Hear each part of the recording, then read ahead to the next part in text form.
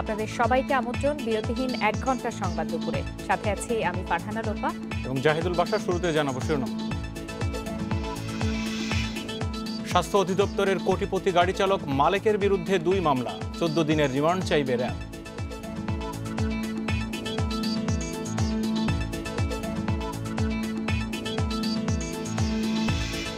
ক্রেতা কম থাকায় কমছে পেঁয়াজের দাম।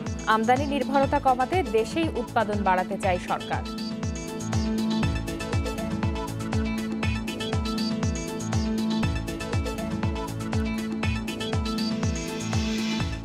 ছাদ বাগান থাকলে 10% হোল্ডিং ট্যাক্স মওকুফ, নীতিমালা করতে যাচ্ছে ঢাকা উত্তর সিটি কর্পোরেশন।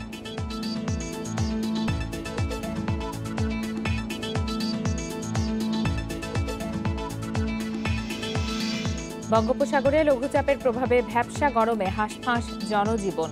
3 সমুদ্র বন্দরে 3 নম্বর সতর্ক সংকেত।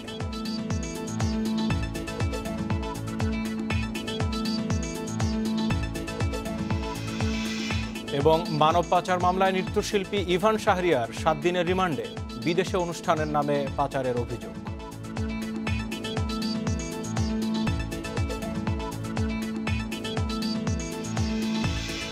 প্রধান খবরগুলো শুনছিলেন, এবার পুরো খবর। স্বাস্থ্য অধিদপ্তরের পরিবহন পুলের গাড়ি চালক আব্দুল মালেকের বিরুদ্ধে অস্ত্র বিশেষ ক্ষমতা আইনে রাজধানীর তুরাগ থানায় 2টি মামলা করেছে র্যাব। বিকেলে আদালতে তুলে 2 মামলায় 7 দিন করে 14 দিনের রিমান্ড চাইবে র্যাব। এর আগে রোববার বিকেলে তুরাগের বামনাটেক এলাকায় নিজের 7তলা ভবন থেকে গ্রেপ্তার হন আব্দুল মালেক। র্যাবের দাবি, এই সময় তার কাছ থেকে একটি বিদেশি পিস্তল, একটি ম্যাগাজিন, 5 রাউন্ড গুলি, 1.5 লাখ জাল বাংলাদেশি টাকা উদ্ধার করা হয়। এই অস্ত্র ও জাল টাকা উদ্ধারের ঘটনায় আজ তার নামে মামলা হলো। গতকাল সংবাদ সম্মেলনে র্যাব জানিয়েছিল, গাড়ি চালক মালেক শতাধিক কোটি টাকার সম্পত্তির মালিক।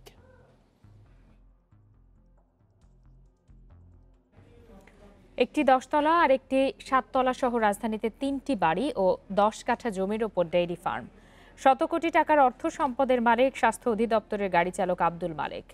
জাল নোট ও অবৈধ অস্ত্র রাখার অভিযোগে উত্তরা থেকে তাকে গ্রেপ্তার করেছে র্যাব। অভিযোগ আছে, নিয়োগ ও বদলি বাণিজ্য করে শূন্য থেকে কোটিপতি হয়েছেন মালেক।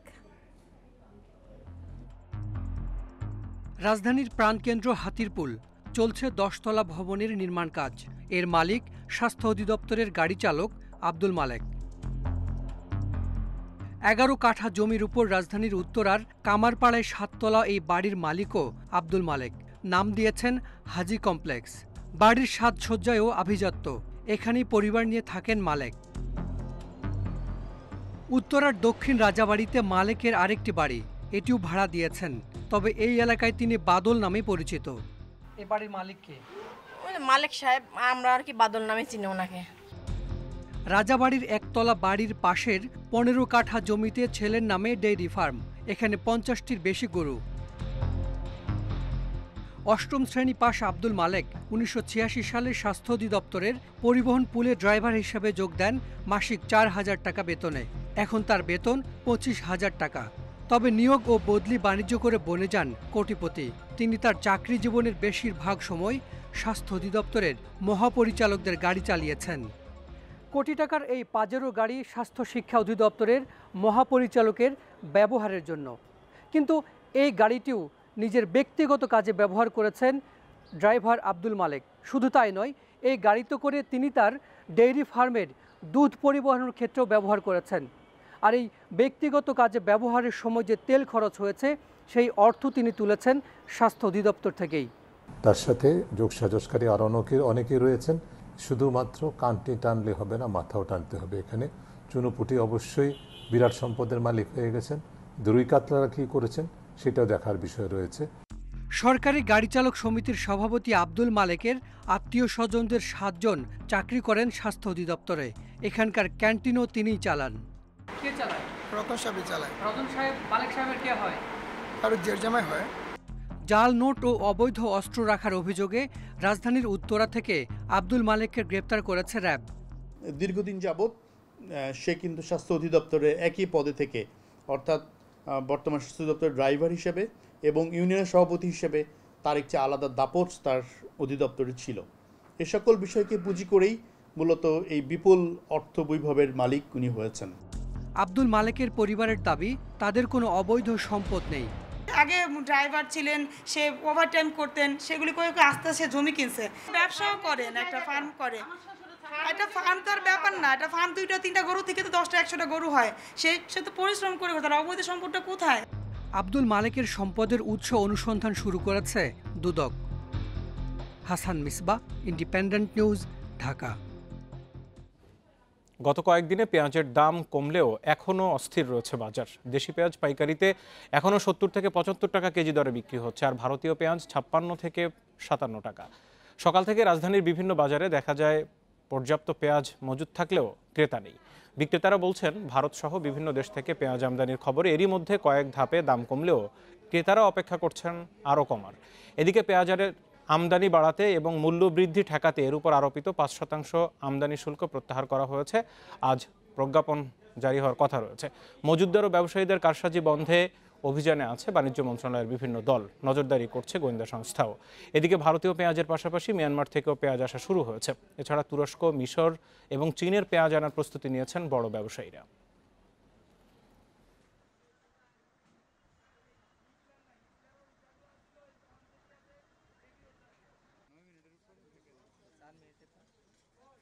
দেশি পেঁয়াজ আমরা 75-76 বিক্রি করতেছি, তবে ক্রেতা কম, কাস্টমার কম, এই জন্য বাজারটা একটু দমের মধ্যে আছে। মায়ানমার থেকে আসলে হয়তো কিছুটা দাম কমবে, তাও যে কমবে এটা বলা যায় না, কারণ মায়ানমারও দাম ছাড়তেছে না। আর ইন্ডিয়া তো এখন $750 চাই, আগে তো আমরা $220 থেকে $250 করতাম। এই মুহূর্তে রাজধানীর মোহাম্মদপুরে রয়েছেন সহকর্মী সোহেল রানা। বাজারের খবরাখবর জানবো তার কাছ থেকে। সোহেল রানা, আপনি সকাল থেকে বাজার ঘুরে ঘুরে দেখছেন, ব্যবসায়ীরা যেটি বলছেন যে পেঁয়াজের দাম আরও আমদানি হলে হয়তো কমবে, আর ক্রেতারাও অপেক্ষা করছেন। আসলে বাজার পরিস্থিতি ঘুরে কি দেখা যাচ্ছে? পেঁয়াজের দাম কি আরও কমবে? বাসার আপনি যেমনটি বলছিলেন যে আসলে ক্রেতারা আসলে নেই বাজারে। আসলে পেঁয়াজের বাজারে আমি একটু দেখানোর চেষ্টা করি। এখানে বেশ কিছু দোকান রয়েছে, আপনি দেখেন পুরো দোকানগুলোই কিন্তু যারা বিক্রেতা রয়েছেন তারা কিন্তু অনেকটা অলস সময়ে পার করছে, কারণ খুব বেশি ক্রেতা নেই বললেই চলে। একেবারে আমরা দেখেছি বিক্রেতাদের সঙ্গে কথা বলেছি, অনেকেই বলছেন, হতাশা প্রকাশ করেছেন যে আসলে পেঁয়াজ রয়েছে, তবে সেগুলো তারা ওইভাবে তেমন বিক্রি করতে পারছে না। যার কারণে কিন্তু আমরা দেখেছি গতকালের চেয়ে কিন্তু প্রায় প্রতিটি দেশি এবং আমদানি করা দু ধরনের পেঁয়াজেই কিন্তু 10 টাকা 15 টাকা পর্যন্ত কিনেছে। আমি যে জায়গাটি, এটা কিন্তু একেবারেই খুচরা বাজার। এখানে হচ্ছে বিক্রেতাদের এবং ক্রেতাদের কিন্তু কর্মচাঞ্চল্যে একেবারেই মুখর থাকে, কিন্তু এখন এই মুহূর্তে খুব বেশি ক্রেতা আমরা দেখতেই পাচ্ছি না, কারণ অনেকটা অলস সময় পার করছেন এখানকার বিক্রেতারা। আর তারা বলছেন যেহেতু বেশ কয়েকদিন ধরেই বাজারে থেকে ক্রেতারা পেঁয়াজ কিনেছে, যার কারণে অনেকের মজুদ রয়েছে, সেই মজুদ শেষ হওয়া পর্যন্ত না হওয়া পর্যন্ত আসলে পেঁয়াজের বাজার তেমন আসবে না অনেকেই। যার কারণে তারা যেটা আশঙ্কা করছে যে পেঁয়াজ নষ্ট হওয়ার ভয় রয়েছে, যার কারণে কিন্তু অনেকে দাম কমিয়ে সেগুলো আসলে বিক্রি করার চেষ্টা করছেন। আরেকটি বিষয়ে আমরা কথা বলছিলাম যে আসলে পর্যাপ্ত পরিমাণ সরবরাহ রয়েছে কিনা, তবে তারা যেটা বলছেন যে বিকল্প পথে যদি মিয়ানমার, সেই সঙ্গে হচ্ছে তুরস্ক থেকে যে ধরনের পেঁয়াজ গত বছর নিয়ে আসা হয়েছিল, সে ধরনের পেঁয়াজ যদি আসলে বাজারে না আনা হয় তাহলে কিন্তু এক ধরনের সংকট দেখা দিতে পারে, যার কারণে সেটার একটা পরিস্থিতি কিন্তু তৈরি হতে পারে, সেক্ষেত্রে দাম বৃদ্ধির একটা জায়গা থাকতে পারে। এছাড়া আগামী কয়েকদিনের মধ্যে পেঁয়াজের দাম বাড়বে কিনা এরকম কিন্তু আশঙ্কা করা যাচ্ছে না, কারণ যেহেতু বাজারে এখন পেঁয়াজ রয়েছে কিন্তু ক্রেতার সংখ্যা কম, তার কারণে হচ্ছে এই সংকট এখন নেই। তো তা আশঙ্কা বলা হচ্ছে যে এরকম পরিস্থিতি থাকলে হয়তোবা পেঁয়াজের দাম আরো কমতে পারে, এবং বিকল্প পথে মূলত যে আমদানি করা পেঁয়াজ সেটির উপরে জোর দিচ্ছেন ক্রেতা এবং বিক্রেতা উভয়ই। পেঁয়াজের বাজার এখনো স্বাভাবিক হয়নি। মোহাম্মদপুর থেকে সেই খবর জানাচ্ছিলেন আমাদের সহকর্মী। এদিকে আজ দেশের বিভিন্ন স্থলবন্দর দিয়ে আসেনি ভারতের কোনো পেঁয়াজবাহী ট্রাক। এদিকে রোববার আসা পেঁয়াজেরও প্রায় অর্ধেক পচে নষ্ট হয়েছে বলে জানিয়েছেন।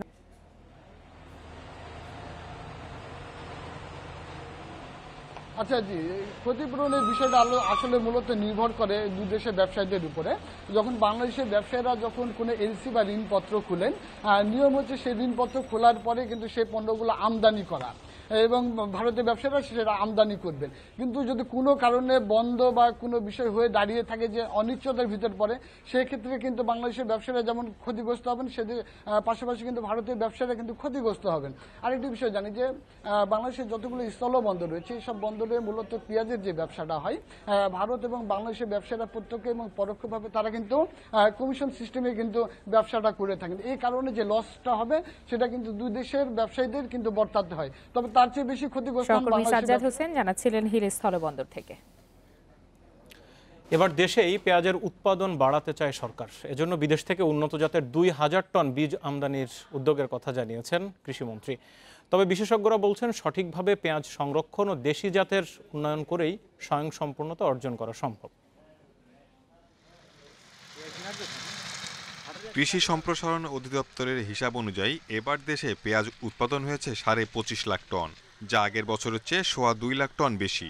তবে চাহিদার তুলনায় এখনও অন্তত 8 লাখ টন পেঁয়াজের উৎপাদন কম। এই ঘাটতি মেটানো হয় আমদানি করে। পেঁয়াজ আমদানির জন্য নির্ভরশীলতা মূলত ভারতের ওপর। গত বছরের মতো এবারও ভারত আকস্মিক পেঁয়াজ রপ্তানি বন্ধ করায় দেশের বাজারে তৈরি হয়েছে অস্থিরতা। এ পরিস্থিতিতে দেশে পেঁয়াজের উৎপাদন বাড়ানোর উপর জোর দিচ্ছে সরকার। কৃষিমন্ত্রী জানিয়েছেন, আগামী মৌসুমের চাহিদার পুরোটাই দেশে উৎপাদনের পরিকল্পনা সরকারের। বড় মৌসুমে ধানের আবাদ কমিয়ে 3.5 লাখ হেক্টর জমিতে পেঁয়াজ আবাদের আওতায় আনার লক্ষ্যমাত্রা ঠিক করা হয়েছে। বিদেশ থেকে আমদানি করা হচ্ছে উচ্চ ফলনশীল পেঁয়াজের বীজ। আমরা সুনির্দিষ্ট কর্মসূচি নিয়ে অগ্রসর হচ্ছি। এই বছর কর্মসূচি নিয়েছি যে বীজ হয় তাছাড়াও আমরা আরও 2000 টন বীজ বিদেশ থেকে এনে আরও বেশি সংখ্যক চাষিকে সামনের মৌসুমে আমরা করব, তাদেরকে আবাদে উদ্বুদ্ধ করব। বিশেষজ্ঞরা বলছেন, সঠিক পরিকল্পনা নেওয়া হলে দেশি জাতের মাধ্যমে উৎপাদন বাড়ানো সম্ভব।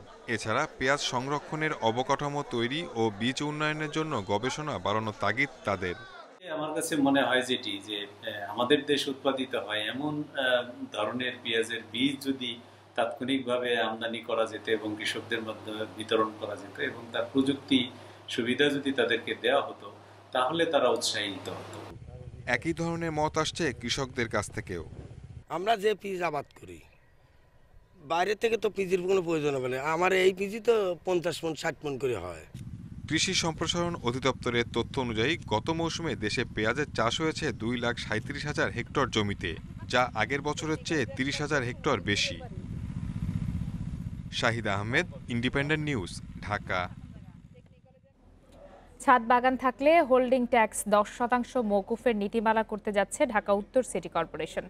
একই সাথে যাদের বারান্দায় গাছ থাকবে তাদেরও কিছু কর মওকুফের কথা ভাবছে সংস্থাটি। উত্তর ঢাকার মেয়র বলছেন, খুব দ্রুতই পরিবেশ মন্ত্রণালয়, নগর পরিকল্পনাবিদ, পরিবেশবাদী সংগঠনের প্রতিনিধি নিয়ে এসব কমিটি করা হবে। নগরীতে সবুজায়ন বাড়াতে এমন উদ্যোগ জানিয়েছেন আতিকুল ইসলাম। মিরপুরের বাসিন্দা কামাল উদ্দিন বাসার ছাদে 1500 স্কয়ার ফুট জায়গায় গড়ে তুলেছেন বাগান। প্রথম দিকে শখ থেকে শুরু করলেও এখন চাহিদা মিটছে ফল ও সবজির। বিভিন্ন প্রজাতির শতাধিক গাছ রয়েছে তার। কল্যাণপুরে থাকেন নাসিম, তিনিও গড়ে তুলেছেন ছাদ বাগান।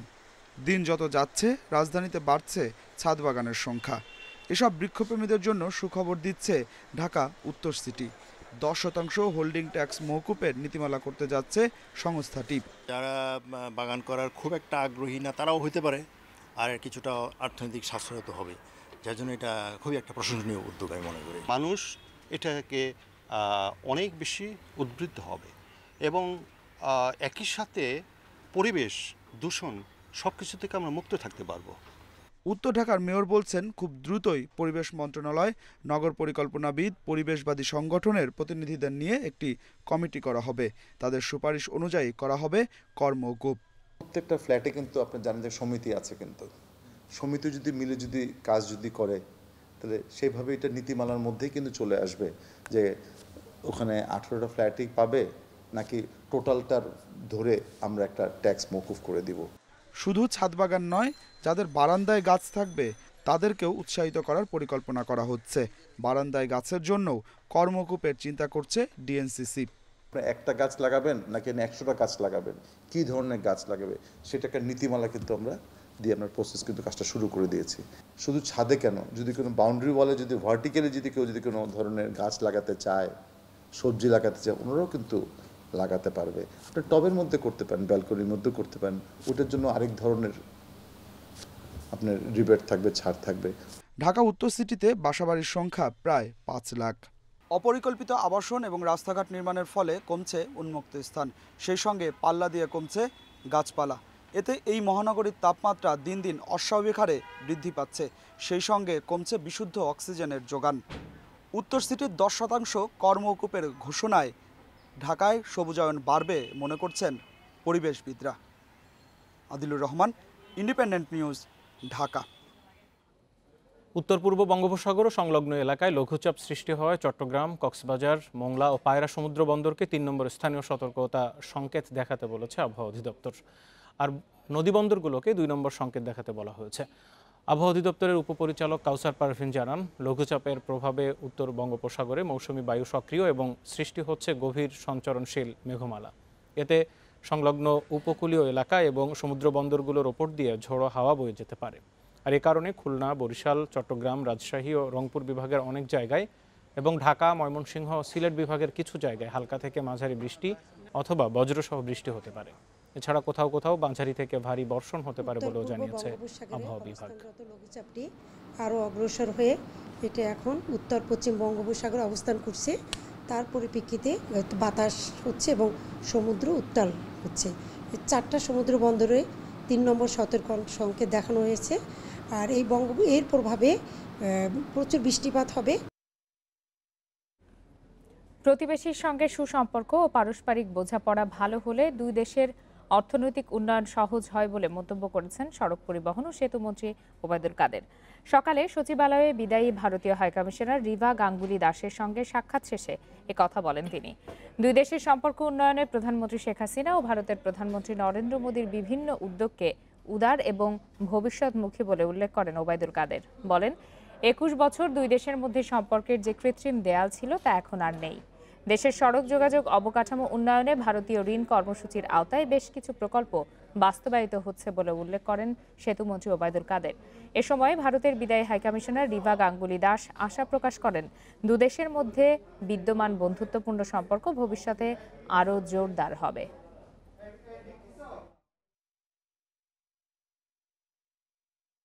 বাংলাদেশ ও ভারতের বন্ধুত্বপূর্ণ সম্পর্ক বহুমাত্রিক।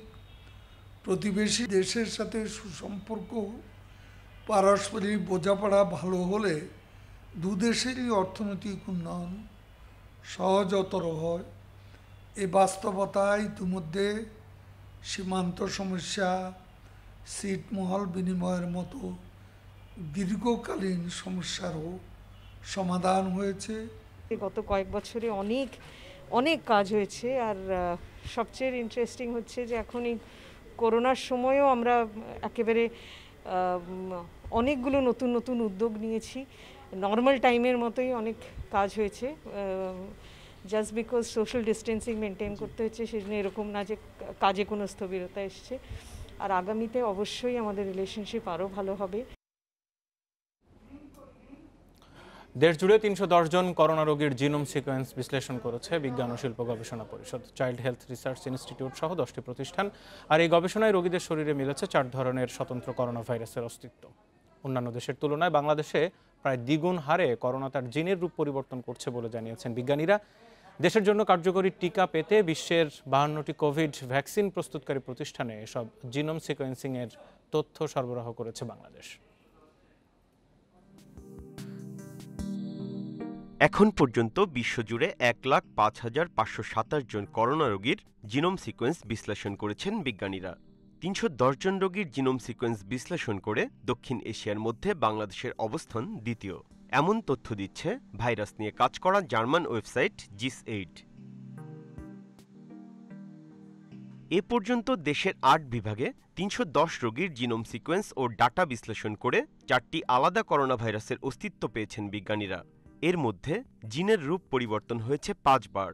দেশের 737টি পয়েন্টে জিনের রূপ পরিবর্তনের এই হার যে কোনো দেশের তুলনায় বেশি। পুরো বিশ্বে ভাইরাসের রূপ পরিবর্তনের হার যেখানে 7.20%, সেখানে বাংলাদেশে এই হার 12.60%। পৃথিবীতে 6 ধরনের করোনা ভাইরাস বিচরণ করে, তার মধ্যে বাংলাদেশে আমরা 4 ধরনের করোনা ভাইরাস পেয়েছি। আমরা কিছু মিউটেশন খুঁজে পেয়েছি, যেটা 5টা, যেটা পৃথিবীর আর কোথাও ঘটে নাই। এটা খুব ইম্পর্টেন্ট আমাদের জন্য, যে বিশেষ করে আমাদের যে ভ্যাকসিন ডেভেলপমেন্টের জন্য এটা খুবই ইম্পর্টেন্ট। দ্রুতগতির রূপ পরিবর্তনে ভাইরাস ক্রমশ দুর্বল বা প্রবল শক্তিশালী হবারও আশঙ্কা রয়েছে। তবে কি হচ্ছে সেটি জানতে আরও গবেষণার প্রয়োজন বলে মনে করছেন বিশেষজ্ঞরা। সিকোয়েন্স করে আমরা ডাটাটা পাই, ডাটাটা আমরা সঙ্গে সঙ্গে কী করি, আমরা ইন্টারন্যাশনাল জিন ব্যাংক জিসেড, যেখানে পৃথিবীর সকল বিজ্ঞানীরা ওই জিসেডে তাকায় থাকে যে নতুন নতুন সিকোয়েন্সে কোনটা আসছে, নতুন নতুন মিউটেশন কি আসছে, আমরা ওখানে কিন্তু জমা দিয়ে দিচ্ছি আর কি। করোনার এই রূপ পরিবর্তনে ভ্যাকসিন তৈরিতে কোনো বাধার সৃষ্টি হবে না বলে মনে করছেন বিশেষজ্ঞরা। একই ভাইরাসগুলোই কিন্তু আমরা বিভিন্ন জায়গায় ছড়াচ্ছে, এবং যখন এটা ছড়াচ্ছে তখন কিন্তু সেইটাই আরেকটা মিউটেশন হচ্ছে। নজর রাখতে হবে, এটা খুবই ইম্পর্টেন্ট মিউটেশন গুলো। বাট এখন পর্যন্ত আমরা এরকম কোনো কিছুতে যাইনি, ক্রস কোনো মিউটেশনে যাইনি যেখানে আমাদের ভ্যাকসিন নিয়ে কোনো রিস্ক আছে। যে সমস্ত দেশে থার্ড ফেজে ভ্যাকসিন তৈরি হচ্ছে সব দেশেই প্রেয়ার দেওয়া আছে, এবং আমাদের দেশের BCS/IR এর মাধ্যমে আমাদের 50টি অর্গানাইজেশনে তাদের এই study report, COVID-19 study report পৌঁছানো আছে। সুতরাং আমার মনে হয় আমাদের দেশে এই ভ্যাকসিন আসার ব্যাপারে কোনো প্রতিবন্ধকতা নাই। জিনোম সিকোয়েন্স বিশ্লেষণের এই প্রক্রিয়া চলমান থাকবে 2021 সালের ফেব্রুয়ারি পর্যন্ত। যে 4 ধরনের করোনা ভাইরাসের অস্তিত্ব পাওয়া গেছে তার অধিকাংশই ইউরোপীয় দেশগুলো থেকে বাংলাদেশে ঢুকেছে বলে জানিয়েছেন বিজ্ঞানীরা। Biprojit Chanda, Independent news, Dhaka. দেশের বর্তমান করোনা পরিস্থিতি ও ভ্যাকসিনের ট্রায়াল নিয়ে স্বাস্থ্য অধিদপ্তরের বৈঠক শেষ হয়েছে। বৈঠক শেষে সাংবাদিকদের সাথে কথা বলছেন স্বাস্থ্য সচিব আব্দুল মান্নান। আমরা সরাসরি চলে যাচ্ছি তার বক্তব্যে। আমরা যদি এখন তো একটা সহনশীল অবস্থার মধ্যে আছে, আপনারা জানেন যে গতকালকে আমাদের মৃত্যুর সংখ্যাটা আপনারা জানেন। আমরা এখন কেমন সংক্রমিত কেমন হচ্ছে, কতগুলো টেস্ট হচ্ছে, সবই আপনাদের কাছে নখদর্পণে প্রতিদিন এটা পাচ্ছেন। যদি এটা আল্লাহ না করুক, যদি এটা আমাদের একেবারে আমরা যতটা প্রত্যাশা করছি না এমন কিছু যদি হয়ে যায়, তাহলে আমরা কিভাবে মোকাবেলা করব সেটা কিন্তু আমাদের একটা প্রস্তুতির মধ্যে আছে। আমরা এই আইসোলেশন সেন্টারগুলোকে কিভাবে করব, আমরা ডাক্তাররা যারা কাজ করছে তাদের জন্য আমরা কি প্রস্তুতি নিচ্ছি, আমরা হসপিটালগুলোতে যেগুলোকে আমরা নন কোভিড কিছু কিছু ঘোষণা করেছিলাম যেহেতু রোগী ছিল না, সেইগুলোকে আবার কিভাবে আমরা তাৎক্ষণিকভাবে কোভিড করা যায় যদি এরকমটা হয়। আমরা আশা করছি উপরে আল্লাহ আছেন, আমাদের প্রতি সহায় হবেন, যে আমরা হয়তো আমাদের এদিকে এরকমটা নাও হতে পারে, তবু আমাদের প্রস্তুতি আছে, যথাযথভাবে আমরা ব্যবস্থা নিতে পারব। আমাদের চিকিৎসক, আমাদের নার্স, আমাদের ওষুধপত্রের সরবরাহ, আমাদের মাস্ক, গ্লাভস, PPE যেগুলো ডাক্তারদেরকে আমরা প্রতিদিন দিচ্ছি, সেগুলো আমাদের কাছে পর্যাপ্ত মজুদ আছে। আর কিছু বলার?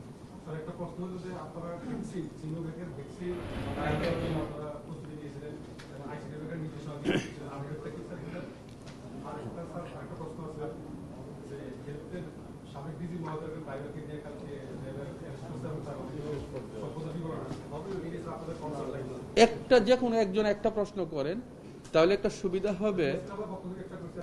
আপনি একটা করেন আর কারটা ইয়াসমিন করবে একটা। না আমি কিন্তু না, ইয়াসমিন যদি না করে তো আমি জবাবই দিব না, কারণ আমি ইয়াসমিনের প্রশ্নের আগে জবাব দেব। ইয়াসমিনকে এক যুগ আগের থেকে, আরো বেশি 15 বছর আগে থেকে চিনি।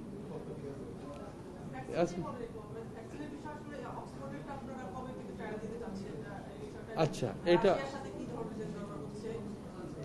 এইটা আমরা একটা ভালো প্রশ্ন। ভ্যাকসিন নিয়ে আপনারা নিশ্চয় জানেন যে সরকার একেবারে সর্বশেষ পৃথিবীর যেসব দেশে ভ্যাকসিন নিয়ে কাজ করছে, আপনারা শুনেছেন যে অ্যাটলিস্ট 9টা কোম্পানি কাজ করছে সারা দুনিয়াতে। আমাদের কিন্তু অন্তত 5টির সাথে আমাদের সার্বক্ষণিক যোগাযোগ আছে। এর মধ্যে আপনারা খুশি হবেন যে আমরা সাইনোভ্যাক নামে চাইনিজ একটি কোম্পানিকে আমরা এখানে অনুমোদন দিয়েছি মাননীয় প্রধানমন্ত্রীর সিদ্ধান্ত, এবং আমরা একবার সরকারের উচ্চ পর্যায়ের সিদ্ধান্তের প্রেক্ষিতে আমরা তাদেরকে অনুমোদন দিয়েছি। এবং গতকালকে আমরা একটা মিটিং করেছি যে সাইনোভ্যাক তারা কবে কাজ শুরু করবে। তারা ব্রাজিল, ইন্দোনেশিয়া এবং তুরস্কে তারা অনেক ইনভেস্ট করেছে। বাংলাদেশের জন্য তারা বলছে যে বাংলাদেশের সিদ্ধান্তটা একটু দেরি হয়েছিল, এই কারণে তাদের এখানে কাজ করতে একটু সময় নিয়েছে, তবে অত্যন্ত পজিটিভ। তারা বলছে আমরা 2-1 দিনের মধ্যে জানাচ্ছি যে আমরা এখানে কিভাবে কাজ শুরু করব, ট্রায়ালটা স্টার্ট করব কিভাবে। এই স্টার্ট করতে গিয়ে আমি বলছি যে তোমাদের কি কি প্রয়োজন, যদি কিছু প্রয়োজন মনে করো যে এই প্রয়োজন লাগবে, আমরা বা ICDDRB যাদের মাধ্যমে তারা সরকারের সাথে সবসময় যোগাযোগ রাখছে, তাদের সাথে আমরা কথা বলেছি। আমরা অত্যন্ত আশাবাদী, অত্যন্ত দ্রুততার মধ্যে এই ট্রায়ালের জন্য তারা এগিয়ে আসবে, কারণ গতকালকের মিটিং এইটাই আমাদেরকে বলেছে।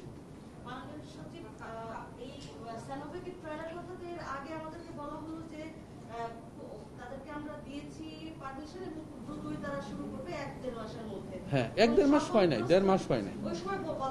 হ্যাঁ, বারবার বিভিন্ন জায়গা থেকে যারা স্টেক হোল্ডার আছেন সব জায়গা থেকে বলা হচ্ছে যে আমরা একদম প্রস্তুত আছি। হ্যাঁ, এটা বলছি। হ্যাঁ, তারপরে সানোভ্যাক কেন বলবে এইটাই কথাটাই তো আমি উত্তরটা কিন্তু দিয়েছি। এটাই তাদের কাছ থেকে আমরা বলছি যে তোমরা কবে শুরু করবা, গতকালকে বলেছি, এবং তারা একটা ফর্মাল চিঠি দেওয়ার কথা, আজকে বা আগামীকাল আমরা চিঠিটা পাবো যে তারা কিভাবে শুরু করবে। তবে আমরা এখনো হতাশ না যে তারা কাজ শুরু করবে না। তারা আমাদেরকে বলছে, সাইনোভ্যাক বলছে যে আমরা বাংলাদেশে শুরু করতে চাচ্ছি, তবে আমরা বলছি যে কিভাবে শুরু করবা, মডালিটিস কি হবে, কিভাবে আমাদের কতটুকু সুযোগ সুবিধা হবে, তোমরা প্রত্যেকটা বিষয়পত্রে তোমরা কিন্তু পেপার তোমাদের ব্ল্যাক অ্যান্ড হোয়াইট আমাদেরকে জানাতে হবে। এবং গতকালকে এটা বলে দিয়েছি, চিঠি দিয়েছে ICDDRB, তারা সরাসরি তাদের সাথে যোগাযোগটা রক্ষা করছে। আমাদের সাথে ICDDRB কাছে চিঠি লিখলে আমরা তখন বলে ঠিক আছে আমাদের সাথে আপনারা আসেন, কথা বলেন। তো এইটা আমরা আপনাদেরকে কোনো হতাশার কোনো সংবাদ আমরা দিতে চাচ্ছি না। গতকাল পর্যন্ত আমাদের সাথে যে কথা হয়েছে, আমরা সাইনোভ্যাক অবিলম্বে বাংলাদেশে এই কাজ শুরু করবে। টাইম টেবিল বলছে না, বলছে যে আজকে বা আগামীকালকে চিঠি পাইলে চিঠিতে তারা উল্লেখ করবে। প্রস্তুতি এইটাই না, না ওরা এই যে তাদের তো যেভাবে যে প্রস্তুতিতে এখানে করবে, যেখানে কোন ধরনের লোকজনের উপরে কাদের উপরে তারা করবে, তাদের এইগুলো প্রস্তুতি ভিতরে কাজগুলো করছে। আর একটি বিষয় বলে রাখি যে সাইনোভ্যাক বাদেও আপনাদেরকে বলছি যে সাইনোভ্যাক বাদেও আমরা ইন্ডিয়ান যে সেরাম যে ওইটা আছে না, ওদের সাথেও কিন্তু আমরা কথা বলছি, তারাও কিন্তু করছে। তারাও আমাদের কাছে কতগুলো প্রস্তাব দিয়েছে, এটা আমাদের পররাষ্ট্র মন্ত্রণালয়ের মাধ্যমে করছি। রাশিয়ার সাথে এটা দেখেন স্পুটনিক যেটা, তাদের সাথে আমাদের কথা হয়েছে, আমাদের এমবিসির মাধ্যমে যোগাযোগ করেছি, আলোচনা হয়েছে। তারা বাংলাদেশে তারা তাদের ডাইরেক্ট ইনভেস্টমেন্ট ফান্ড এটা ইউজ করতে চাচ্ছে। আমরা বলছি তোমরা আসো, আমাদের ক্লিয়ার কাট লেখো, যদি লেখে আমরা সরকারের হাইয়েস্ট লেভেলতে সিদ্ধান্ত নিয়ে এটাও করব। তারা ইনভেস্টমেন্ট ফান্ডে আমাদের ফার্মাসিউটিক্যাল গুলাকে কাজে লাগাতে চাচ্ছে। আমরা বলছি যে ঠিক আছে, আমরা রাশিয়ার সাথে একেবারে অনেকটা এগিয়ে গেছি, যদি আমাদের মনে হয় যে রাশিয়ার এটা আমাদের খুবই কাজে লাগতে পারে, এটা আমরা বলছি। একই সাথে আপনার একটা ফ্রান্স এবং বেলজিয়ামের আরেকটা কোম্পানি আছে, তাদের বেস গ্লাক্সো আপনারা জানেন, তারাও কিন্তু এখানে ট্রায়ালের জন্য আবেদন করেছে। আমরা এগুলো পরীক্ষা নিরীক্ষা করে দেখছি। এখন এই মুহূর্তে চায়নারকেও আমরা করেছি, প্লাস ইন্ডিয়ার সাথে ইন্ডিয়ান সেরাম এবং বায়োটেক, ভারত বায়োটেক, তাদের সাথে আমাদের কথা হচ্ছে। সানাফি, এই যে ফ্রান্সের এটার নাম হলো সানাফি, এরকম 4টার সাথে একেবারে প্রতিদিন আমাদের চিঠিপত্র যোগাযোগ আছে। এবং আমরা অত্যন্ত আশাবাদী যে পৃথিবীর যে দেশেই যেভাবেই হোক, এই কথাটাও আমি বলতে চাই, মাননীয় প্রধানমন্ত্রী সংসদে বলেছেন, আপনাদেরকে আমি নিশ্চিত করতে চাই, আমাদের কিন্তু অর্থ বরাদ্দও কিন্তু আমরা রেখেছি পর্যাপ্ত, যে আমরা যদি কোনো দেশে কার্যকরভাবে ভ্যাকসিন শুরু হয়ে যায়, হিউম্যান বডিতে অ্যাপ্লাই শুরু হয়, প্রয়োগ হয় এবং এটা কাজ করছে আমরা জানতে পারি, তাৎক্ষণিকভাবে যাতে আমরা পেয়ে যাই এবং প্রয়োজনে আমরা অর্থের বিনিময়ে ক্রয় করে আমরা যাতে তাৎক্ষণিকভাবে নিয়ে আসতে পারি সেই প্রস্তুতিও কিন্তু আমরা রেখেছি। এর মানে এই কয়েকটা কোম্পানির সাথে যোগাযোগ হচ্ছেই, তবে এর সাথে ইন অ্যাডিশন আমরা তাৎক্ষণিকভাবে ক্রয় করারও একটা ব্যবস্থা আমরা রেখেছি। কোনটা না, এইটা বাংলাদেশে তারা কাজ করছে। আমাদের দেশের বড় কোম্পানিগুলোর মধ্যে তো আপনারা জানেন যে ইনসাইফটা, পপুলার, ব্যাকসেমকো, স্কয়ার, বড় বড় হেলথ কেয়ার একটা শুনলাম, আমাদের নামও বলছিল তারা হেলথ কেয়ার, আমি জানি না আপনারা ভালো চিনবেন। এবং তারা তাদের সাথে ইন্ডিভিজুয়ালি কোম্পানিগুলো কিন্তু যোগাযোগও করছে। তবে যেটা আমি আপনাদেরকে বলতে চাই, আমি আপনারা জানেন যে খুব স্পষ্ট করে বলার চেষ্টা করি, সেটা হলো আমরা অত্যন্ত আশাবাদী যদি তারা বাংলাদেশে ইনভেস্ট করে এই বাংলাদেশে ভ্যাকসিন আবিষ্কার করতে পারে, ভ্যাকসিন যদি উৎপাদন করতে পারে, আবিষ্কার না উৎপাদন, ভ্যাকসিন যদি এই বাংলাদেশে উৎপাদিত হয়, তো আমরা নিজের দেশে উৎপাদিত ভ্যাকসিন আমরা নিশ্চয়ই বঞ্চিত হব না। দেশের বর্তমান করোনা পরিস্থিতি এবং ভ্যাকসিনের ট্রায়াল নিয়ে সাংবাদিকদের সঙ্গে কথা বলছেন স্বাস্থ্য সচিব আব্দুল মান্নান। আমরা এতক্ষণ সরাসরি ছিলাম সেখানে। দেশে দ্বিতীয় দফা করোনা সংক্রমণ রোধে পরীক্ষা বাড়ানোর সুপারিশ করেছে কোভিড-19 জাতীয় কারিগরি পরামর্শক কমিটি। এক সংবাদ বিজ্ঞপ্তিতে এই তথ্য জানানো হয়েছে। সংবাদ বিজ্ঞপ্তিতে 9 দফা সুপারিশের কথা জানিয়েছে কমিটি।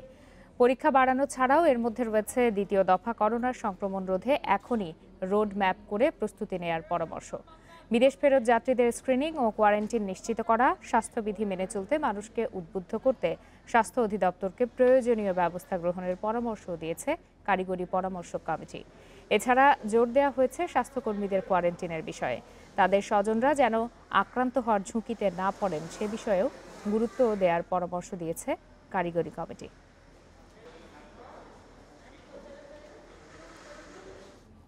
দেখছেন বিরতিহীন সংবাদ দুপুর। সংবাদে আরো যা যা থাকছে।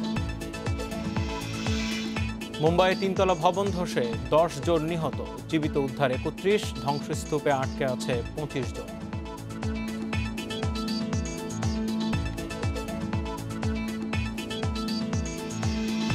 নতুন মৌসুমে আগের চুক্তির 25% পারিশ্রমিক পাবেন ফুটবলাররা, বাফুফের সিদ্ধান্তে ক্ষোভ।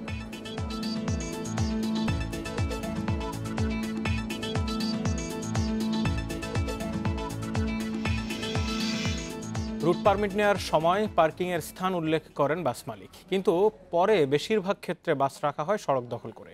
এতে চলাচলে তৈরি হচ্ছে প্রতিবন্ধকতা। বাস মালিকদের দাবি টার্মিনালে জায়গা না থাকায় সড়কেই রাখতে হচ্ছে বাস। আর বিআরটিএ বলছে ভ্রাম্যমাণ আদালতের মাধ্যমে এসব অনিয়মের বিরুদ্ধে ব্যবস্থা চলমান। রাজধানীর তেজগাঁয়ের কলোনি বাজার সংলগ্ন সড়ক এটি। অবৈধভাবে বাস রাখায় দখল হয়ে গেছে সড়কের 1/3 জায়গা। অনন্যা পরিবহন ঢাকা কিশোরগঞ্জ রুটের এই কোম্পানির বাস মহাখালী বাস টার্মিনালকে পার্কিং স্পট দেখিয়ে রুট পারমিট নিলেও রাখা হচ্ছে তেজগাঁয়ের বিভিন্ন রাস্তায়। রাত্রে অনেক সময় 2 ঘন্টা ঘুরি, জায়গা পাই না, এখানে রাখি, সিকিউরিটির টাকা দিতে হয়, অনেক সময় পুলিশ এখানে দিতেছে। এভাবে তেজগাঁয়ের বিভিন্ন সড়কে পার্কিংয়ের স্থান বানিয়েছে বিভিন্ন কোম্পানির 5 শতাধিক বাস। এতে দখলে শুরু হয়েছে সড়ক, চলাচলে ভোগান্তিতে পড়ছেন এসব সড়ক ব্যবহারকারীরা। স্কুল কলেজে মেয়েদের ছেলে মেয়েদের নিয়ে গেলে ধরনের সমস্যা, রিক্সাতে যে লাগবো 10 মিনিট সে জায়গায় আধা ঘন্টার লাগে যায়। মাঝে মাঝে রোড গাড়িয়া থাকে, জ্যাম থাকে, অনেক সময় রিক্সায় আইলে একটু জ্যাম থাকে রোডের ভিতরে। বাস টার্মিনালে পর্যাপ্ত জায়গা না থাকার কারণেই রাস্তায় বাস পার্কিং করতে হচ্ছে বলে দাবি পরিবহন মালিক সমিতির। পার্কিংয়ের জন্য স্থান নির্দিষ্ট করে দেওয়ার দাবিও তাদের। আর পুলিশ বলছে আলোচনা করে দ্রুত অবৈধ পার্কিং করা বাস সরানো হবে। সরাতে রাজি না হলে নেওয়া হবে আইনগত ব্যবস্থা। মহাখালী বাস টার্মিনাল তো 1984 সালে তৈরি হয়েছে, সেখানে 250 গাড়ির জন্য এই টার্মিনালটা তৈরি, আর এখন গাড়ি চলে 700-800 সেখান থেকে। এই জন্য গাড়ি রাখার মতো সেখানে কোনো জায়গা নাই। দূরপাল্লার টার্মিনাল যদি শহরের বাইরে নিয়ে তৈরি করে তাহলে সমস্যার সমাধান করা সম্ভব।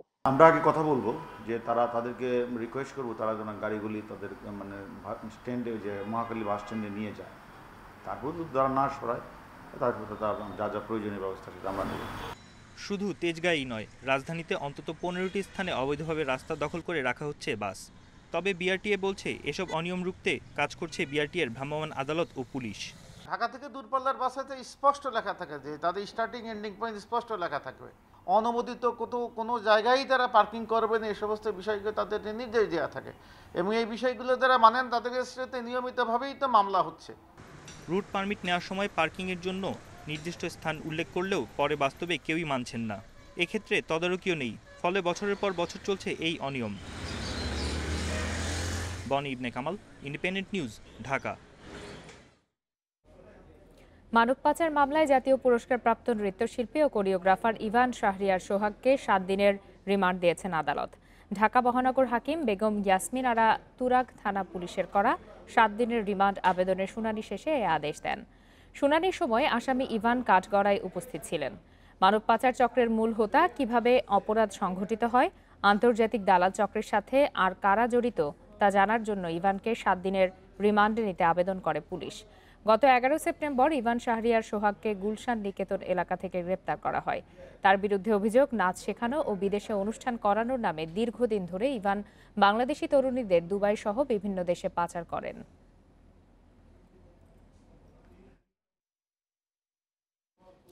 সাভারে ব্যাংক কলোনিতে স্কুল ছাত্রী নীলা রায়কে ছুরিকাঘাতে হত্যা করা হয়েছে। এই ঘটনার পর থেকে অভিযুক্ত যুবক মিজানুর রহমান পলাতক রয়েছেন। নিহতের স্বজনদের অভিযোগ, প্রেমের প্রস্তাবে রাজি না হয় নীলাকে হত্যা করা হয়েছে।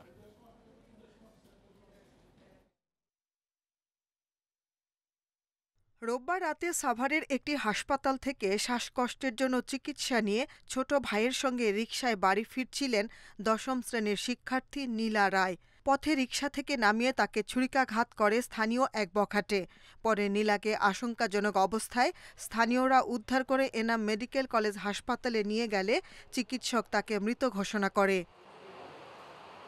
নিহতের স্বজনদের অভিযোগ, স্থানীয় মিজানুর রহমান নামে এক বখাটে যুবক দীর্ঘদিন ধরে নীলাকে বিভিন্ন স্থানে উত্ত্যক্ত করাসহ প্রেমের প্রস্তাব দিয়ে আসছিল, কিন্তু প্রস্তাবে সাড়া না দেয়ায় নীলাকে ছুরিকাঘাত করে মিজানুর। অপরাধীকে দ্রুত গ্রেপ্তার করে দৃষ্টান্তমূলক শাস্তির দাবি স্বজনদের। বাসায় এসে পড়ি, তখন 15 মিনিট ওয়েট করার পর দেখি যে যখন বোন আসছে না, তখন আমার মা বলে যে তুমি সামনে এগিয়ে যাও, দেখো কোথায় আসছে। তারপর আমি যখন সামনে আগায় যাই তখন দেখি কিছু ছেলে তাকে ধাওয়া করতেছে যে মার্ডার করছে ধর। খালি হুমকি দিচ্ছে, বলে তুমি যদি না বের হও তোমাকে মেরে ফেলবো, তোমার ভাইকে মেরে ফেলবো, তোমার বাবুকে মেরে ফেলবো, তোমার মাকেও মেরে ফেলবো, সবাইকে মেরে ফেলবো, মেরে তারপর আমি জেলে যাব। প্রাথমিকভাবে পুলিশেরও ধারণা প্রেম ঘটিত কারণে এ ঘটনা ঘটিয়ে থাকতে পারে অভিযুক্ত মিজানুর। পলাতক মিজানুরকে ধরতে অভিযান চালাচ্ছে সাভার মডেল থানা পুলিশ। তার গার্জেনরা কি ওই হাসপাতালের দিকে যাইতে হয়, ওটা যে ব্যাংক কলোনি গার্লস স্কুলের পিছনে ওরা অ্যাটাক করার কারণে তার গলার নিচে দাগ আছে। প্রথমে প্রাইমারি হাসপাতালে, পরে মেডিকেল নিয়ে গেলে অ্যাটাক করতে হয়। নিহত নীলা রায় সাভার পৌর এলাকার কাজী মোকমা পাড়ায় পরিবারের সঙ্গে বসবাস করতেন। সে স্থানীয় অ্যাসেট স্কুলের 10ম শ্রেণীর ছাত্রী ছিলেন। Independent news desk.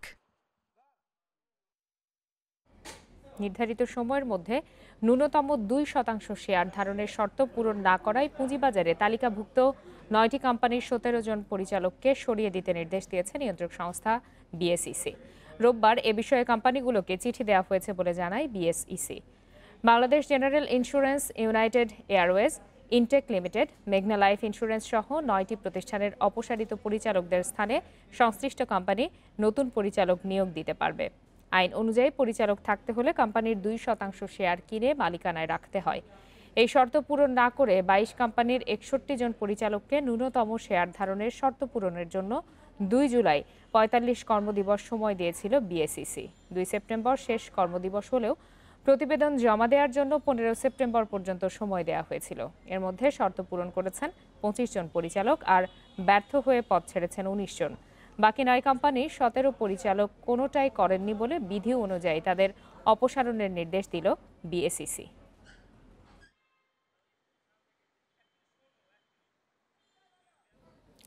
যুক্তরাষ্ট্রে করোনা ভাইরাসে আক্রান্তের সংখ্যা ছাড়ালো 70 লাখ। দেশটিতে 24 ঘন্টায় মারা গেছেন 294 জন। এ নিয়ে সেখানে মোট প্রাণহানি এখন 2,04,000-এরও বেশি।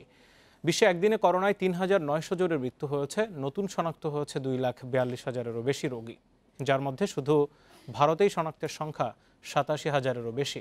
মোট আক্রান্ত ছাড়িয়েছে 54 লাখ। রোববারও বিশ্বে সবচেয়ে বেশি মৃত্যু হয়েছে ভারতে। নতুন 1135 জনের মৃত্যু নিয়ে দেশটিতে প্রাণহানি 88,000-এর কাছাকাছি। ব্রাজিলে একদিনে মারা গেছে 330 জন। এ নিয়ে মোট মৃতের সংখ্যা দেশটিতে 1,36,000 ছাড়িয়েছে। তবে সেখানে একদিনে শনাক্ত হয়েছে মাত্র 16,000 নতুন রোগী। ব্রাজিলে মোট আক্রান্তের সংখ্যা ছাড়িয়েছে 45 লাখ। বিশ্বে করোনায় এ পর্যন্ত মোট প্রাণ গেছে 9,65,000-এরও বেশি মানুষের, আর মোট আক্রান্ত ছাড়িয়েছে 3,12 লাখ।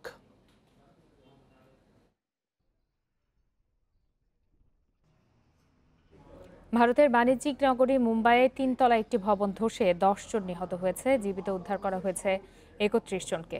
ধ্বংসস্তূপের নিচে এখনও আটকে আছে 25 জন। মৃতের সংখ্যা আরও বাড়তে পারে বলে আশঙ্কা করা হচ্ছে। ভিওয়ান্ডি এলাকার ওই ভবনটি স্থানীয় সময় গত রাত 3:30টার দিকে ভেঙে পড়ে। দুর্ঘটনার পরপরই উদ্ধার কাজ শুরু করে জাতীয় দুর্যোগ ব্যবস্থাপনা কর্তৃপক্ষ, ফায়ার সার্ভিস ও পুলিশ। 40 বছরের পুরানো ভবনটিতে অন্তত 20টি পরিবার বাস করত।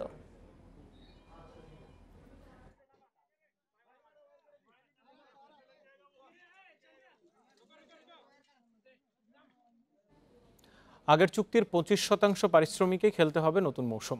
ক্লাবগুলোকে খুশি করতে নির্বাচনের আগে এমন সিদ্ধান্ত বাফুফের ফুটবলারদের কেউ কেউ সেই প্রশ্ন তুলেছেন। তবে ক্লাব কর্মকর্তারা বলছেন কারো স্বার্থ হাসিলের জন্য নয়, বরং ফুটবলার দুপক্ষের কথা মাথায় রেখেই সব ঠিক করা হয়েছে। এদিকে লীগ কমিটির একতরফা সিদ্ধান্তের প্রতিবাদে বৃহস্পতিবার কাজী সালাউদ্দিনের সঙ্গে দেখা করতে চান ফুটবলাররা। মৌসুম শুরুর দাবি নিয়ে বাফুফের সভাপতির সঙ্গে দেখা করেছেন। লীগ কমিটির সঙ্গেও সভা করেছেন মামুনুলরা। প্রত্যাশা ছিল পারিশ্রমিক ইস্যুতে এগিয়ে আসবে ফেডারেশন, রক্ষা হবে ক্লাব ফুটবলার দুপক্ষের স্বার্থ। তবে পারিশ্রমিক ইস্যুতে সিদ্ধান্ত গেছে ক্লাবগুলোর পক্ষে। জানানো হয়েছে আগের চুক্তির 25% দিয়ে খেলতে হবে নতুন মৌসুম, সেটাও নাকি দেওয়া হবে 4 কিস্তিতে। কথা উঠেছে নির্বাচনের আগে ক্লাবগুলোকে খুশি করতেই এমন সিদ্ধান্ত নিয়েছে বাফুফের পেশাদার লীগ কমিটি। ফুটবলাররা হয়েছেন বলির পাঠা। তবে অযৌক্তিক এসব অভিযোগ উড়িয়ে দিচ্ছেন ক্লাব কর্তারা। ফুটবলাররা এতে অসন্তুষ্ট হওয়া অন্তত উচিত না বর্তমান বাস্তবতার প্রেক্ষাপটে। সবাইকে আসলে বাস্তবতাটুকু বুঝতে হবে। এখন আপনি প্রেশার দিয়ে যদি বলেন যে ওটা দিতে হবে, এটাও কিন্তু আপনাকে বিবেচনা আনতে হবে যে এই মুহূর্তে ক্লাবগুলো সেই সামর্থ্যটুকু আছে কিনা। ক্লাবগুলো যদি বেশি প্রেশার ক্রিয়েট করা হয়, ক্লাবগুলো কিন্তু মাঠে নামতে পারবে না। কারণ আমাকে যদি বলা হয় যে না শুরুতে 50% 60% পে করতে হবে, আমার অনেক চিন্তার ব্যাপার আছে। শুধুমাত্র আমি না, আমার সাথে যে ক্লাবগুলো আছে সবাই একই ধরনের চিন্তা ভাবনা করবে। বাফুফের নির্বাচন 3 অক্টোবর। তার আগেই দেনা পাওনা নিয়ে সালাউদ্দিনের সাথে দেখা করতে চান ফুটবলাররা। ক্লাব কর্তারা বলছেন পারিশ্রমিক ইস্যুর সমাধান হয়ে যাবে সমঝোতার মাধ্যমে। প্রত্যেকটা ক্লাবই যারা ব্যবস্থাপনার সাথে জড়িত তারা নিঃসন্দেহে প্লেয়ারদের সুখ দুঃখের অংশীদার হবেন এবং তাদের সুখ দুঃখগুলো বুঝবেন, তাদের অসুবিধাগুলো বুঝবেন। এটা সম্মিলিত সিদ্ধান্ত কিংবা বাফুফে থেকে চাপিয়ে দেওয়ার সিদ্ধান্ত আমার মনে হয় এক্ষেত্রে যৌক্তিক হবে না। আমরা আশা করব তাদেরকে খুশি রেখে, যাতে একটা স্বাভাবিক একটা বিবেক বিবেচনা করে আমরা তাদেরকে নিয়েই আমরা আমাদের লিগটা শুরু করব। আমরা মনে করি তারা আমাদেরকে যদি ভালো খেলা উপহার দিতে পারে, আমরা অবশ্যই তাদেরকে ঠকাবো না। ডিসেম্বরের প্রথম সপ্তাহে ফেডারেশন কাপ দিয়ে শুরু হবে ফুটবলের নতুন মৌসুম। Shamim Ahmed, independent news, Dhaka. দারুণ জয়ে সেরিয়ায় নতুন মৌসুম শুরু করল ইউভেন্টাস। ঘরের মাঠে সাম্পদোরিয়াকে 3-0 গোলে হারিয়েছে ইতালিয়ান জায়ান্টরা। গোল দিয়ে অভিষেক ম্যাচ রাঙিয়েছেন কুলুসেভস্কি। অন্যদিকে লা লিগার শুরুটা ভালো হয়নি রিয়াল মাদ্রিদের। মৌসুমের প্রথম ম্যাচে রিয়াল সোসিয়েদাদের মাঠে গোলশূন্য ড্র করেছে বর্তমান চ্যাম্পিয়নরা। মৌসুম শুরুর ম্যাচ, তার সাথে যোগ হয়েছে কোচ আন্দ্রে পিরলোর অধীনে প্রথমবার মাঠে নামা। ম্যাচটা তাই স্পেশাল ছিল ইউভেন্টাসের কাছে। নতুন কোচকে দুর্দান্ত এক ম্যাচ উপহার দিয়েছে শিষ্যরা। পুরো সময় প্রতিপক্ষকে চাপে রাখে ইতালিয়ান জায়ান্টরা। দলে নতুন আসা কুলুসেভস্কি গোল দিয়েই তার ক্যারিয়ার শুরু করেছেন। ম্যাচ শুরুর কিছুক্ষণের মধ্যেই তার গোলে লিড আসে তুরিনের ওল্ড লেডিদের। সেই লিড নিয়েই বিরতিতে যায় ইউভরা। দ্বিতীয়ার্ধের শুরুতেই গোল পেতে পারতেন রোনালদো, তবে সুযোগ মিস করেছেন। দ্বিতীয় গোলের দেখা পেতে ইউভদের অপেক্ষা করতে হয়েছে 78 মিনিট পর্যন্ত। লিওনার্দো বনুচ্চি ব্যবধান দ্বিগুণ করেছেন। তবে রোনালদোর গোল ছাড়া যেন অসম্পূর্ণ ছিল ম্যাচ। শেষ দিকে পর্তুগিজ তারকার গোল তাই জয়ের আনন্দে পরিপূর্ণতা এনে দিয়েছে। আগেই বলেছি আমি সেরা দল নিয়ে কাজ করি।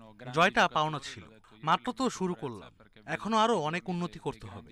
দলের প্রতি আমার যেমন আস্থা আছে, তেমনি তাদেরও বিশ্বাস আছে আমার উপর। এদিকে লা লিগা মিশন একটু দেরিতেই শুরু করেছে চ্যাম্পিয়ন রিয়াল মাদ্রিদ, যদিও তা মন মতো হয়নি জিনেদিন জিদানের। প্রথম ম্যাচেই পয়েন্ট খুইয়েছে গ্যালাক্টিকোরা। শুরু থেকেই অগোছালো ছিল রিয়াল, কয়েকটি গোল করার সুযোগ নষ্ট করেছেন করিম বেনজেমা। ভিনিসিয়াস, রদ্রিগোর চেষ্টা বারবারই ব্যর্থ হয়েছে। নিজেদেরকে মেলে ধরতে পারেনি সোসিয়েদাদও। অভিষেক হওয়া সাবেক ম্যান সিটি ডিফেন্ডার ডেভিড সিলভাও জ্বলে উঠতে পারেননি। নিজেদের রক্ষণ সামলাতেই পুরোটা সময় ব্যস্ত ছিল সোসিয়েদাদ। জয়টাই সবসময় লক্ষ্য থাকে। আজকে আমরা পয়েন্ট হারিয়েছি, এটা হতাশার। সুযোগ এসেছিল কিন্তু কাজে লাগাতে পারিনি। বিশেষ করে সেকেন্ড হাফটা বেশি কঠিন ছিল। পুরো ম্যাচেই ছেলেরা অনেক চেষ্টা করেছে। এই নিয়ে টানা দ্বিতীয় ড্র নিয়ে মাঠ ছাড়ল সোসিয়েদাদ। 2002 সালের পর এই প্রথম সোসিয়েদাদ রিয়াল মাদ্রিদ ম্যাচ গোলশূন্য ড্র হয়েছে। Farzana Yasmin, independent news. সফরের শর্ত শিথিল নিয়ে এখনও সুখবর দিতে পারেনি শ্রীলঙ্কা ক্রিকেট বোর্ড। তবে দেশটির স্বাস্থ্য মন্ত্রণালয়ের সঙ্গে ইতিবাচক আলোচনার খবর দিয়েছে এসএলসি, যদিও আনুষ্ঠানিকভাবে এখনও বিসিবিকে কিছুই জানায়নি তারা। আজ এ নিয়ে সিদ্ধান্ত আসতে পারে। ভেতরের খবর মৌখিকভাবে ইতিবাচক ইঙ্গিত মিলেছে। সে অনুযায়ী সফরের প্রস্তুতি নিচ্ছে টাইগাররা। কোয়ারেন্টিনের সময়ে অনুশীলনের সুযোগ এবং সফরে কতজনের বহন নিয়ে যাবে বাংলাদেশ, লঙ্কান বোর্ডের কাছ থেকে তার সুনির্দিষ্ট পরিকল্পনা জানতে চায় বিসিবি। সফর সংক্রান্ত চাহিদা সংশ্লিষ্ট কর্তৃপক্ষের কাছে তুলে ধরেছে এসএলসি। স্বাস্থ্য মন্ত্রণালয়ের সাথে ওই বৈঠকে উপস্থিত ছিলেন আইসিসির ম্যাচ রেফারি শ্রীলঙ্কান রঞ্জন মাদুগালে। তিনিও কোয়ারেন্টিন পর্বে অনুশীলনের সুযোগ সুবিধা দেওয়ার পক্ষে মত দিয়েছেন।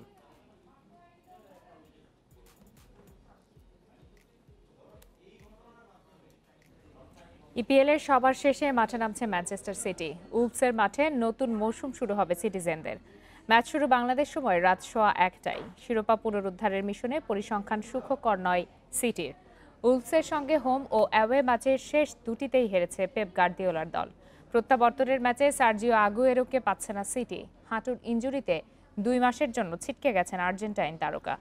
আক্রমণভাবে গার্দিওলার ভরসা Gabriel Jesus, Bernardo Silva, Riyad মাহরেজের অনুপস্থিতিতে বাড়তি দায়িত্ব ডি ব্রুইনার উপর। অন্যদিকে ডিফেন্সে জনির বিকল্প পেয়েছে উলভস। নতুন সাইনিং ফার্নান্দো মার্কেলকে দিয়ে শূন্যতা পূরণের চ্যালেঞ্জ স্বাগতিকদের। তবে ডিয়াগো জতার দল বদলে আক্রমণ নিয়ে চিন্তা বেড়েছে উলভসের।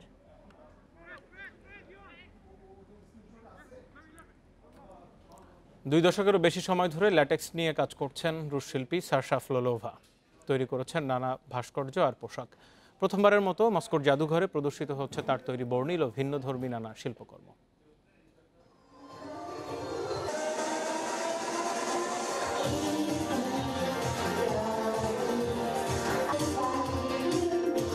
রুশ শিল্পী সাশা ফ্লোলোভা ভালোবাসেন আধুনিক ফ্যাশন নিয়ে কাজ করতে। তার ফ্যাশন অনুষঙ্গ ল্যাটেক্স। ফ্যাশন ডিজাইনের পাশাপাশি একজন পারফর্মারও তিনি। সেই সঙ্গে ল্যাটেক্স দিয়েই তৈরি করেছেন নানা ধরনের ভাস্কর্য।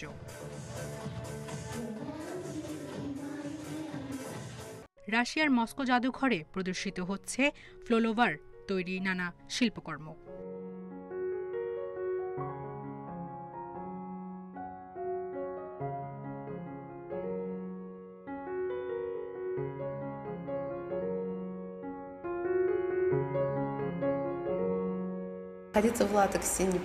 ল্যাটেক্সের ওজন না থাকায় সহজে মোড়ানো আর বাতাস ভরে ওড়ানো যায়, কিন্তু পরা সহজ না, কারণ খুব গরম লাগে, মনে হবে আপনি আটকে আছেন। কিন্তু ল্যাটেক্স চলাচলের ধরন বদলে দেবে, সুপারহিরোর মতো অনুভব করবেন।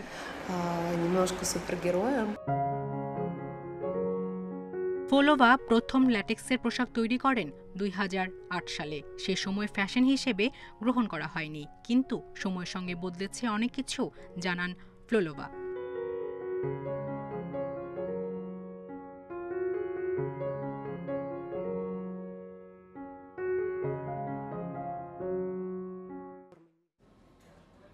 আজকের বিরতিহীন সংবাদ দুপুরের আয়োজন। ইন্ডিপেন্ডেন্ট টেলিভিশনের সব খবরের আরও বিস্তারিত জানতে চোখ রাখুন ফেসবুক, ইউটিউব এবং টুইটারে। ধন্যবাদ সবাইকে এতক্ষণ সাথে থাকার জন্য।